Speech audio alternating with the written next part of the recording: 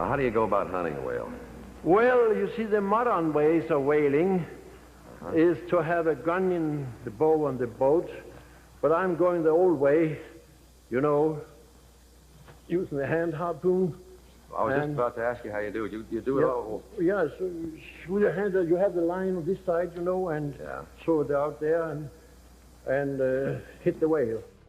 Danish adventurer, polar explorer, and survivalist, Peter Freuchen was a man that would not be conquered by nature. Born in Denmark in 1886, Peter craved adventure and danger from a young age. Before he committed his life to exploration, he briefly attended the University of Copenhagen, where he studied medicine. During his first trip to Greenland in 1906, he was a member of the Denmark expedition. They traveled over 600 miles of treacherous frozen terrain by dog sled. Between 1910 and 1924, Peter went on several expeditions, lived with the polar Inuit, visited South Africa, and traveled to Siberia. During his time living with the Inuit, Peter met his first wife, an Innu woman who went on many of his adventures with him until she passed away from the Spanish flu. Together, they had 2 children. Determined to be one of the first to successfully travel across Greenland, Peter finally accomplished his goal in 1912.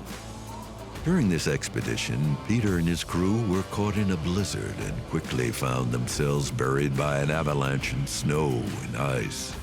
Limited in his gear, he fashioned a dagger of his own feces, as one naturally would, and dug out of his potentially icy grave. Realizing that his toes had become gangrenous, Peter amputated his toes himself without any anesthesia.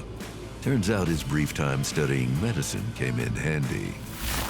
In a later excursion in 1926, Peter also lost his leg to frostbite, this time leaving the procedure to the doctors.